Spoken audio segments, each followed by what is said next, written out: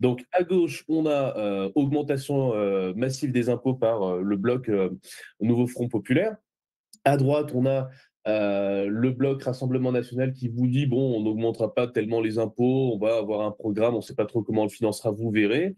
Et puis au milieu, vous avez la voix du leader suprême qui est votez pour nous, on baissera les impôts, et puis il y aura des papillons un petit peu partout dans toutes les régions de France. Si on fait du déficit, pardon, qu'est-ce qu'on fait?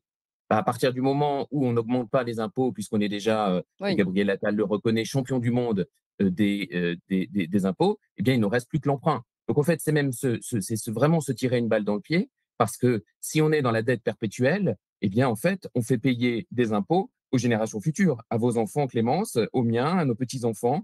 Et ça, c'est une rupture du consentement à l'impôt qui est quand même une base fondamentale quand on est démocrate. Il faut avoir le courage en fait de regarder la réalité en face et il faut avoir le courage d'accepter le fait qu'on va très probablement vers une faillite de l'État pour une raison qui est très simple.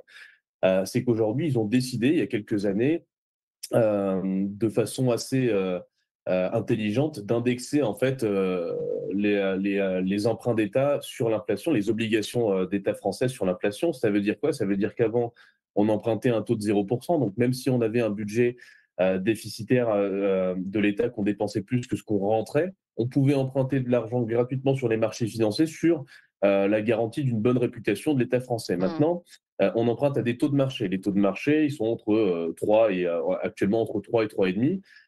Et la réalité, c'est qu'en fait, le premier poste de dépense de l'État dans les mois et années à venir, ça va pas être le social, ça va être la charge de la dette. C'est-à-dire que ça va être l'intérêt Oui, l'intérêt de la dette. de notre emprunt C'est dingue. qui va être le premier Oui. poste de dépense. Vos impôts financeront en fait les marchés financiers parce que ces idiots ne savent pas gérer leur propre livret A, leur propre compte courant, mais veulent gérer des milliards d'euros Mmh. de l'État français, vont emprunter de l'argent à un prix exorbitant sur les marchés financiers, puis du coup, bah, vos impôts, ils financeront non plus votre système de retraite ou votre système de santé, il ira payer les intérêts auprès de nos créanciers. Ce qui risque de se passer très probablement, c'est soit un défaut, soit une restructuration de la dette. Donc, une tutelle, enfin une mise sous tutelle de la France par le FMI, c'est possible. Parce qu'on a trop de dettes, on n'arrive plus à générer suffisamment de richesses pour rembourser cette dette.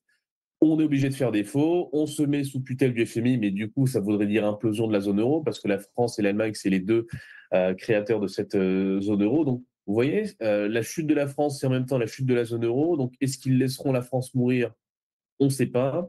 On est dans une grosse période d'incertitude. Si le FMI, en fait, met la France sous tutelle, la chose la plus probable qui risque d'arriver pour éponger, entre guillemets, la note de la France, bah, c'est quoi ces deux plus gros postes de dépenses sociaux? C'est les retraites et la santé. Et en fait, ce qui va se passer, c'est qu'on va nous imposer une privatisation de la retraite et une privatisation du secteur de la santé en France. On va nous dire, bon, écoutez, votre dette, elle vous coûte trop cher, vous n'arrivez plus à vous rembourser, plus personne ne veut vous prêter, en tout cas à des taux convenables pour vous. Vous ne générez pas assez de richesse en face pour payer, pour générer du PIB et payer en fait vos intérêts. Vous taxez déjà vos citoyens à un niveau extrêmement élevé, ils ne peuvent plus être taxés plus parce que au-delà, bah, C'est la révolte. Oui. bah, c'est même pas la révolte, c'est qu'il ne reste plus rien. Donc, ce qu'il vous reste à faire, c'est simple, c'est couper massivement dans les dépenses. Et ben, ça tombe bien. Nous et les FMI, on a des très belles boîtes américaines qui se proposeront de prendre en charge la retraite de vos citoyens français. Et puis, pour le secteur de la santé, on a aussi deux, trois idées pour vous aider à délocaliser ces services-là. En fait, c'est vers ça qu'on se tourne. Quel que soit le parti qui gagne, parce qu'honnêtement, il n'y en a aucun qui me fait kiffer, hein. Le parti de la majorité présidentielle, track record sur 10 ans, zéro. Le parti Nouveau Front Populaire, comme l'a dit Florent, déficit abyssal, le FMI pendant les Jeux Olympiques. Le parti de droite n'a jamais gouverné, et puis le Premier ministre aurait 28 ans. Je veux dire, il y a un moment donné, il faut avoir l'humilité de se dire que euh, quand on est jeune et qu'on n'a pas bossé, on ne peut pas aspirer à diriger un État. Personne ne peut nous sauver de cette situation. Moi, je ne pense pas, en fait. Donc, on est obligé de passer par la théorie de la création destructrice de Schumpeter. On va devoir s'effondrer pour mieux repartir. S'effondrer, ça aura des conséquences. Et une des conséquences probables, c'est soit tutelle du FMI, privatisation du secteur de santé français et du secteur de la retraite française. C'est des mannes. En Donc plus, revendu à BlackRock, quoi, en gros, hein. en termes de business, c'est énorme, quoi. Enfin, vous imaginez Mmh. même pas combien Bah ça oui. vaut en termes d'argent.